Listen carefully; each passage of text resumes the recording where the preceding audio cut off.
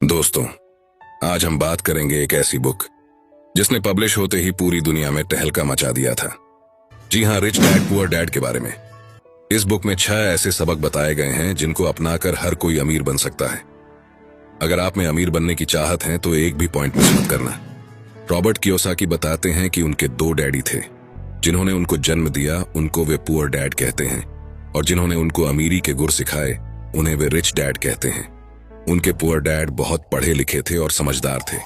वे PhD थे और उन्होंने अपने 4 साल के अंडर ग्रेजुएट कार्य को 2 साल से भी कम समय में कर लिया था। और उनके दूसरे डैडी 8वीं से आगे नहीं पढ़े थे। दोनों ने जिंदगी भर कड़ी मेहनत की थी, परंतु उनमें से एक बहुत पढ़ा लिखा होने के बाद भी पूरी जिंदगी पैसे के लिए परेशान होता रहा। इतना पढ़ा लिखा होने के बावजूद भी वो अपने पीछे कर्ज छोड़कर मरा। जबकि दूसरा सिर्फ 8वीं तक पढ़ने के बावजूद अमेरिका के हवाई राज्य के सबसे अमीर व्यक्तियों में से एक बन गया, और मरने पर उसके परिवार को, चर्च को और जरूरतमंदों को करोड़ों डॉलर की दौलत देकर गया। ऐसा क्यों हुआ होगा? क्योंकि दोनों डैडियों की पैसे के बारे में सोच अलग अलग थी। वो कैसे? चलो देखते हैं। पढ़े लिखे डैडी कहते थे पैसे का मोह ही सभी बुराइयों की जड़ है, जबकि दूसरे डैडी कहा करते थे पैसे की कमी ही सभी बुराइयों की जड़ है। एक डैडी को यह कहने की आदत थी, मैं इसे नहीं खरीद सकता। दूसरे डैडी इन शब्दों के इस्तेमाल से चिढ़ते थे। वे जोर देकर कहा करते थे कि मुझे इसके बजाय यह कहना चाहिए, मैं इसे कैसे खरीद सकता हूं।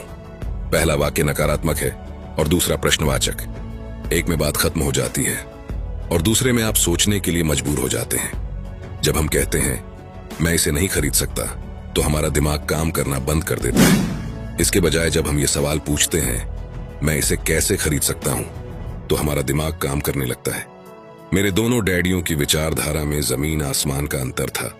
एक डैडी सिखाते थे मेहनत से पढ़ो ताकि तुम्हें किसी अच्छी कंपनी में नौकरी मिल जाए, जबकि दूसरे डैडी की सीख ये थी मेहनत से पढ़ो ताकि तुम्हें किसी अच्छी कंपनी को खरीदने का मौका मिल जाए। एक डैडी कहते थे मैं इसलिए अमीर नहीं हूं क्योंकि मुझे बाल बच्चों को पालना पड़ता है। दूसरे डैडी कहते थे मुझे इसलिए अमीर बनना है क्योंकि मुझे बाल बच्चों को पालना है। एक डैडी डिनर की टेबल पर पैसे और बिजनेस के बारे में बात करने के लिए हमेशा प्रोत्साहित करते थे। दूसरे डैडी भोजन करते समय पैसे की बातें करने के लिए मना करते थे। एक का कहना था जहां पैसे का सवाल हो सुरक्षित कदम उठाओ, खतरा मत उठाओ। दूसरे का कहना था खतरों का सामना करना सीखो। एक का मानना था हमारा घर ही हमारा सबसे बड़ा निवेश और हमारी सबसे बड़ी संपत्ति है। दूसरे का मानना था मेरा घर मेरा दायित्व है, और अगर आपका घर आपकी नजर में आपका सबसे बड़ा निवेश है तो आप गलत हैं। दोनों ही अपने बिल समय पर चुकाते थे, परंतु उनमें से एक सबसे पहले अपने बिल चुकाता था, जबकि दूसरा सबसे आखिर में।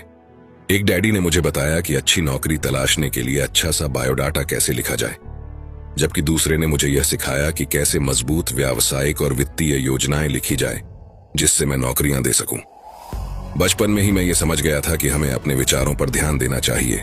मैंने देखा कि मेरे गरीब डैडी इसलिए गरीब नहीं थे क्योंकि वे कम कमाते थे, बल्कि इसलिए गरीब थे क्योंकि उनके विचार और काम गरीबों की तरह थे। अमीर डैडी के साथ में जब रॉबर्ट की शिक्षा शुरू हुई तब वे केवल 9 साल के थे। रिच डैड ने उनको 30 सालों तक कुल 6 महत्वपूर्ण सबक सिखाए, और यह पुस्तक उन्हीं 6 महत्वपूर्ण सबकों के बारे में है। और अब मैं आपको वही 6 महत्वपूर्ण सबक बताऊंगा जिनकी बदौलत रॉबर्ट के डैडी अमीर बन गए और रॉबर्ट भी। तो इन 6 पॉइंट्स को ध्यान से सुनना और एक भी पॉइंट मिस मत करना। सबक नंबर 1, अमीर लोग पैसे के लिए काम नहीं करते, बल्कि पैसा उनके लिए काम करता है। गरीब और मध्य वर्गीय लोग पैसे के लिए काम करते हैं, अमीरों के लिए पैसा काम करता है। जी हां, आपने बिल्कुल सही सुना। कोई भी अमीर इंसान पैसों के लिए काम नहीं करता, बल्कि वो कुछ ऐसा करते हैं कि पैसा ही उनके लिए काम करने लगता है। एक गरीब और मिडिल क्लास आदमी रैट रेस में फंस जाता है और उसमें से कभी बाहर नहीं आ पाता। अब रैट रेस होता क्या है, पहले हमें यही समझना पड़ेगा। रॉबर्ट कहते हैं कि जब भी किसी गरीब आदमी को या किसी मिडिल क्लास आदमी को नौकरी मिलती है तो वो तुरंत अगले महीने से ही अपने लिए कुछ नई नई चीज खरीदने के लिए बेताब हो जाता है। वह अपने लिए महंगी महंगी ऐशो आराम की चीजें खरीद लेता है। महंगे कपड़े, महंगे जूते, महंगा फोन, महंगा लैपटॉप और बढ़िया सी कार। और फिर शुरू हो जाता है ईएमआई का ट्रैप। ऐसे ईएमआई जो सालों साल तक देने पड़ते हैं, जिससे वह बाहर कभी नहीं निकल पाता। उसे हर महीने अपने EMI देने होते हैं। अगर वह 1 महीने के लिए भी काम पर नहीं जाएगा तो उसके मन में डर बैठ जाता है कि वह कैसे अपने EMI भर पाएगा और कैसे अपना कर्ज उतर पाएगा। कहीं बैंक वाले उसकी कार उठाकर ना ले जाए। अगर ऐसा हुआ तो उसकी समाज में क्या इज्जत रह जाएगी। वह सुबह उठता है, काम पर जाता है, शाम को लौटता है, सुबह उठता है, काम पर जाता है और शाम को वापस लौटता है और महीना पूरा होने पर अपना पगार लेता है और EMI भर देता है। यही सिस्टम हर दिन हर महीने चलता रहता है और इस लंबे ट्रैप में वह इस कदर फंस जाता है कि इस ट्रैप से वह कभी बाहर निकल ही नहीं पाता। इसे ही रॉबर्ट ने रैट रेस कहा है। अगर आपको चूहा दौड़ से बाहर निकलना है तो आपको पैसे के लिए काम करना छोड़ना पड़ेगा और पैसे को आपके लिए काम करवाना पड़ेगा, तभी आप चूहा दौड़ से बाहर निकल सकते हैं। अमीर इंसान पैसों के लिए काम नहीं करता, बल्कि वो कुछ ऐसा करता है कि पैसा ही उनके लिए काम करने लगता है। लेकिन कैसे, वो अब आने वाले कुछ पॉइंट्स में देखेंगे। वीडियो में बने रहिए और अंत तक देखते रहिए, क्योंकि आने वाले पॉइंट्स बहुत ही इंटरेस्टिंग होने वाले हैं। सबक नंबर 2, पैसे की समझ क्यों सिखाई जानी चाहिए। ज्यादातर लोग जिंदगी भर यह नहीं समझ पाते कि असल बात यह नहीं है कि आप कितना पैसा कमा पाते हैं, बल्कि यह है कि आप कितना पैसा बचा पाते हैं। आपने लॉटरी जीतने वाले उन गरीब लोगों की कहानियां सुनी होगी जो अचानक अमीर बन जाते हैं, पर कुछ समय बाद वे फिर से गरीब हो जाते हैं। ये लोग लाखों करोड़ों जीतते हैं, फिर भी वे लौटकर वहीं आ जाते हैं जहां से उन्होंने शुरू की थी। आपने उन व्यावसायिक एथलीट्स की कहानियां भी पढ़ी होंगी जो 24 साल की उम्र में हर साल करोड़ों डॉलर कमाते हैं और 34 साल की उम्र में उन्हें पुल के नीचे सोना पड़ता है। इसका क्या कारण है? इसका एक ही कारण है कि उनके अंदर पैसे की समझ ही नहीं थी। लंबे समय में यह महत्वपूर्ण नहीं है कि आपने कितना पैसा कमाया, बल्कि महत्वपूर्ण यह है कि आपने कितना पैसा बचाया और आपने कितनी पीढ़ियों तक उस पैसे को सहेजा। मेरे अमीर डैडी ने मुझसे बचपन में कहा था, अगर तुम अमीर बनना चाहते हो तो तुम्हारे पास पैसे की समझ होनी चाहिए। पैसे की समझ विकसित करने के लिए आपको संपत्ति और दायित्व का अंतर पता होना चाहिए और हमेशा संपत्ति ही खरीदनी चाहिए। अगर आप अमीर बनना चाहते हैं तो आपको बस इतना ही जानने की जरूरत है। यही पहला और आखिरी नियम है, यही इकलौता नियम है। यह बेहद आसान लगता है, परंतु ज्यादातर लोगों को यह पता ही नहीं है कि यह नियम कितना महत्वपूर्ण है। ज्यादातर लोग पैसे की समस्याओं में सिर्फ इसलिए उलझे रहते हैं क्योंकि उन्हें यह पता ही नहीं होता कि संपत्ति और दायित्व में क्या फर्क होता है। अमीर लोग संपत्ति इकट्ठी करते हैं, गरीब और मध्य वर्गीय लोग दायित्व इकट्ठे करते हैं। और मजे की बात यह है कि उन लोगों को यह लगता है कि वे संपत्ति इकट्ठी कर रहे हैं। अगर ये इतना आसान है तो फिर हर आदमी अमीर क्यों नहीं बन जाता? क्योंकि लोग संपत्ति और दायित्व में फर्क नहीं कर पाते। तो संपत्ति और दायित्व में क्या फर्क होता है? संपत्ति वह चीज है जो आपकी जेब में पैसे डालती है, दायित्व वह चीज है जो आपकी जेब से पैसे निकालती है। दोबारा से कान खोलकर फिर से सुन लीजिए, क्योंकि ये लाइन बहुत इंपॉर्टेंट है। संपत्ति वह चीज है जो आपकी जेब में पैसे डालती है, दायित्व वह चीज है जो आपकी जेब से पैसे निकालती है। वास्तव में आपको इतना ही जानने की जरूरत है। अगर आप अमीर बनना चाहते हैं तो आप जिंदगी भर संपत्ति खरीदते रहिए। अगर आप गरीब या मध्य वर्गीय आदमी बनना चाहते हैं तो आप दायित्व खरीदते रहिए। इनके बीच के फर्क को न जानने से ज्यादातर लोग जीवन भर पैसे की तंगी से परेशान रहते हैं। इसे एक एग्जाम्पल से समझते हैं। सुरेश और रमेश दोनों को एक साथ ही नौकरी लग जाती है। कुछ समय बाद दोनों 10-10 लाख रुपयों की इन्वेस्टमेंट करते हैं। सुरेश अपने लिए 10 लाख की कार खरीदता है क्योंकि उसे ऐशे आराम की जिंदगी जीना पसंद है, और रमेश 10 लाख की जमीन खरीदता है। शुरुआत में सुरेश बहुत खुश होता है कि वह कार में घूम रहा है और रमेश आज भी बस में धक्के खा रहा है। लेकिन 5 साल का समय बीतने के बाद रमेश के 10 लाख के प्लॉट की कीमत डबल मतलब 20 लाख हो जाती है और सुरेश के कार की कीमत आधे से भी कम हो जाती है। सुरेश अपने प्लॉट को 20 लाख में बेच देता है और एक ऐसी नई प्रॉपर्टी ढूंढता है जहां मालिक अर्जेंट प्रॉपर्टी बेचना चाहता हो। अर्जेंट बेचने के चक्कर में थोड़ा सस्ते में भी बेचने के लिए तैयार होता है। रमेश को 25 लाख की प्रॉपर्टी 20 लाख में ही मिल जाती है। रमेश वह प्रॉपर्टी खरीद लेता है, फिर से 5 साल तक अपने पास रखता है। 5 सालों के बाद वही प्रॉपर्टी को 50 लाख में बेच देता है। अब वह फिर से ऐसे मालिक की तलाश करता है जो अर्जेंसी में अपनी प्रॉपर्टी बेचना चाहता है। वह फिर से ऐसे मालिक को ढूंढने में कामयाब रहता है। और 60 लाख की प्रॉपर्टी को 50 लाख में ही खरीद लेता है और फिर से 5 साल तक इंतजार करता है। अब पूरे 15 साल बीत चुके हैं। सुरेश अपना 50 लाख का प्लॉट 1 करोड़ में बेच देता है और करोड़पति बन जाता है और उस 1 करोड़ में से कुछ पैसा निकालकर अपने लिए ऐशो आराम की चीजें खरीद लेता है, जैसे कार, एक घर और अच्छे अच्छे कपड़े। और ये सब लेने के बाद जो बाकी 50 लाख बच जाते हैं वो उनसे फिर से प्रॉपर्टी खरीद लेता है और अब उसकी प्रॉपर्टी ही उसके लिए पैसा बनाती रहती है। लेकिन सुरेश ने जो 15 साल पहले कार खरीदी थी, आज उसे कोई कौड़ी के दाम में भी खरीदने के लिए तैयार नहीं है। वह आज भी धक्के खा रहा है। यही फर्क होता है एक अमीर और गरीब के माइंडसेट में। गरीब इंसान सबसे पहले अपने लिए लायबिलिटी खरीदता है जो उसके जेब से पैसे निकालती रहती है, और अमीर माइंडसेट वाले इंसान संपत्ति खरीदते हैं। 80% परिवारों की पैसे की कहानी यह होती है कि वे अमीर बनने के लिए कड़ी मेहनत करते जाते हैं। इसका कारण यह नहीं है कि वे पैसा नहीं कमाते, असली कारण यह है कि वे जिंदगी भर संपत्ति की जगह दायित्व खरीदते रहते हैं। मेरे अमीर डैडी के फाइनेंशियल स्टेटमेंट से यह भी पता चलता है कि अमीर लोग और ज्यादा अमीर क्यों बनते हैं। संपत्ति वाले कॉलम से इतनी ज्यादा आमदनी होती है कि खर्च आराम से चल जाता है और कुछ पैसा बच भी जाता है। इस बचे हुए पैसे को एक बार फिर से संपत्ति वाले कॉलम में दोबारा निवेश कर दिया जाता है। संपत्ति वाला कॉलम बढ़ता रहता है और इससे होने वाली आमदनी भी बढ़ती रहती है। अब समझते हैं कि मिडिल क्लास लोगों को पैसे की तंगी क्यों होती है। जैसा मैंने इस खंड के शुरू में कहा था, सबसे महत्वपूर्ण नियम यह है कि संपत्ति और दायित्व के बीच के अंतर को पहचाना जाए। एक बार आप इनमें फर्क समझ लें, इसके बाद आप आमदनी देने वाली संपत्ति खरीदने की लगातार कोशिश करते रहें। यह अमीर बनने की राह पर चलने का सबसे बढ़िया तरीका है। इसे करते रहें और आपका संपत्ति वाला कॉलम बढ़ता रहेगा। अपने दायित्व और खर्च को कम करने की कोशिश भी करते रहें। इससे पैसा आपके संपत्ति वाले कॉलम में आता रहेगा। जल्द ही आपका संपत्ति वाला कॉलम इतना ज्यादा मजबूत हो जाएगा कि आप और ज्यादा जोखिम वाले निवेश कर सकेंगे। ऐसे निवेश जिनमें 100% से अनंत तक फायदा हो सकता है। ऐसे निवेश जिनमें $5,000 की रकम जल्दी ही $10 लाख या इससे ज्यादा हो जाती है।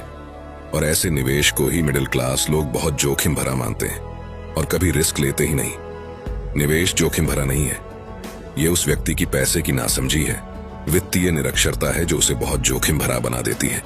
इस आसान सबक को याद रखें। अमीर संपत्ति खरीदते हैं, गरीब केवल खर्च करते हैं। मध्य वर्ग दायित्व खरीदता है परंतु यह सोचता है कि वह संपत्ति खरीद रहा है। सबक 3, अपने काम से काम रखो।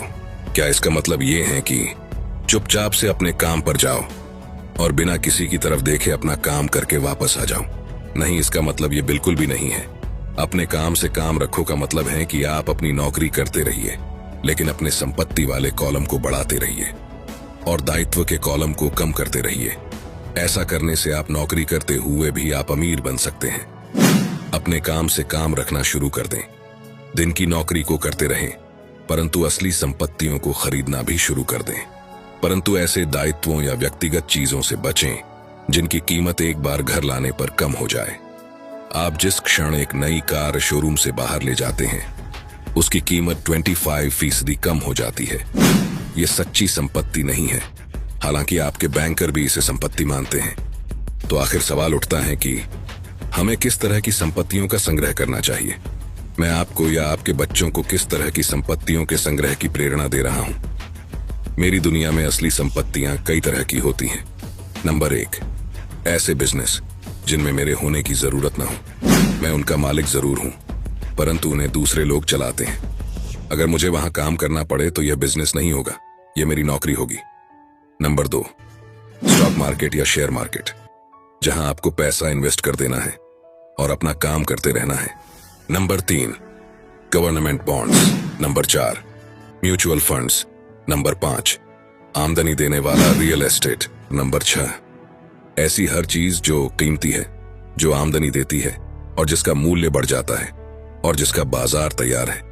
ये सारी ऐसी संपत्तियां हैं जहां आपको पैसा लगाने के बाद खुद काम नहीं करना पड़ेगा। बस आप पैसा लगा देंगे और आराम से अपना काम करते रहेंगे। आपका संपत्ति वाला कॉलम अपने आप बढ़ता रहेगा। जब मैं कहता हूं कि अपने काम से काम रखें तो मेरा यह मतलब है कि आप अपनी संपत्ति वाले कॉलम को ज्यादा मजबूत बनाते रहें। एक बार इसमें $1 जाए तो वह बाहर ना निकल पाए। इसे इस तरह सोचें कि जब $1 आपकी संपत्ति वाले कॉलम में जाता है तो वह आपका कर्मचारी बन जाता है, जो आपके लिए काम करता रहेगा। अपनी दिन की नौकरी करते रहें, एक अच्छे मेहनती कर्मचारी की तरह काम करें, परंतु अपने संपत्ति वाले कॉलम को बढ़ाते रहें। और हाँ, और एक इंपॉर्टेंट बात, जब आपका कैश फ्लो बढ़ता है तब आप कुछ ऐशो आराम की चीजें खरीद सकते हैं। इस बारे में एक महत्वपूर्ण तथ्य यह है कि अमीर लोग ऐशो आराम की चीजें सबसे बाद में खरीदते हैं, जबकि गरीब और मिडिल क्लास लोग ऐशो आराम की चीजें सबसे पहले खरीदते हैं। यह सेंटेंस इतना इंपॉर्टेंट है कि अगर आप इसे ध्यान से समझेंगे तो आपको अमीरों के अमीर बनने का राज समझ में आएगा। आप चाहे तो इसे बैक जाकर दोबारा सुन सकते हैं। सबक नंबर 4, टैक्स का इतिहास और कॉर्पोरेशंस की ताकत। इस पॉइंट में रॉबर्ट बताते हैं कि इतनी मेहनत से कमाए हुए पैसे पर गवर्नमेंट को इतनी आसानी से टैक्स के रूप में पैसा लेने मत दीजिए। कानून के दायरे में ही रहकर हमें वो सारे तरीके आजमाने चाहिए जिससे हमारा करोड़ों रुपए का टैक्स बच जाए। सच्चाई तो यह है कि अमीरों पर टैक्स लगता ही नहीं है। गरीबों की भलाई के लिए जो पैसा लगता है वह मध्य वर्ग से आता है, खासकर शिक्षित और ऊंची आमदनी वाले मध्य वर्ग से। एक बार हमें हमारे लिए काम करने वाले पैसे की ताकत का ज्ञान हो जाए, फिर हमें पैसे के लिहाज से स्मार्ट हो जाना चाहिए और हमें डराने वाले लोगों से निपटने के रास्ते ढूंढ लेने चाहिए। इसके लिए आपके पास कानून की समझ होनी चाहिए और इस बात की भी कि सिस्टम कैसे काम करता है।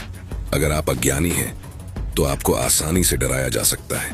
अगर आप जानते हैं कि आप क्या बात कर रहे हैं तो आपके पास बचने का मौका होता है। इसीलिए अमीर डैडी स्मार्ट टैक्स अकाउंटेंट्स और वकीलों को इतना ज्यादा वेतन देते थे। वकीलों को वेतन देना सरकार को टैक्स देने से सस्ता था। अगर आप अभी तक इस वीडियो में बने हुए हैं तो इसका मतलब है कि आप अमीर बनकर ही रहेंगे। अभी और 2 इंपॉर्टेंट सबक डिस्कस होने वाले हैं, आगे देखते रहिए। सबक नंबर 5, अमीर लोग पैसे का आविष्कार करते हैं। अमीर लोग आखिर पैसा बनाते कैसे हैं, ये बात अभी हम समझने वाले हैं। ध्यान से समझना। हमारा एक स्टॉक पोर्टफोलियो भी है जिसे मैं और मेरी पत्नी हमारा पर्सनल म्यूचुअल फंड कहते हैं। हम ज्यादा जोखिम वाली प्राइवेट कंपनियों के शेयर खरीदते हैं जो अमेरिका या कनाडा में स्टॉक एक्सचेंज पर सार्वजनिक होने जा रही हैं। कितनी तेजी से धन बढ़ता है इसका उदाहरण इस तरह देखें। हमने कंपनी के सार्वजनिक होने से पहले 25 सेंट प्रति शेयर की दर पर 1 लाख शेयर खरीदे। 6 महीने बाद जब कंपनी शेयर बाजार में दर्ज हो गई तो उसके शेयर का भाव $2 प्रति शेयर हो गया। अगर कंपनी का प्रबंधन अच्छा है तो कीमतें बढ़ती रहेंगी और स्टॉक $20 प्रति शेयर या इससे भी ज्यादा होगा। ऐसे भी कई वर्ष रहे हैं जब हमारे $25,000 1 साल से भी कम समय में $10 लाख बन गए हैं। यह जुआ नहीं है अगर आप जानते हैं कि आप क्या कर रहे हैं। यह जुआ तब होता है अगर आप सौदे में अपना पैसा फेंक रहे हैं और भगवान से सफल होने की दुआ कर रहे हैं। आपको अपने तकनीकी ज्ञान, बुद्धि और खेल के प्रति प्रेम की जरूरत होगी ताकि जोखिम कम से कम रहे। याद रखिए, महान अवसरों को आपकी आंखें नहीं देख सकती, उन्हें आपके दिमाग से देखा जा सकता है। सबक नंबर 6, सीखने के लिए काम करें, पैसे के लिए काम न करें। जब मैं अपनी कक्षा से पूछता हूं आप में से कितने मैकडॉनल्ड से अच्छा हैमबर्गर बना लेते हैं, तो लगभग सभी विद्यार्थी अपने हाथ खड़े कर देते हैं। मैं फिर पूछता हूं अगर आप में से ज्यादातर बेहतर हैमबर्गर बना लेते हैं तो ऐसा क्यों होता है कि मैकडॉनल्ड आपसे ज्यादा पैसा बना लेता है? जवाब साफ है, मैकडॉनल्ड बिजनेस सिस्टम में आपसे अच्छा है।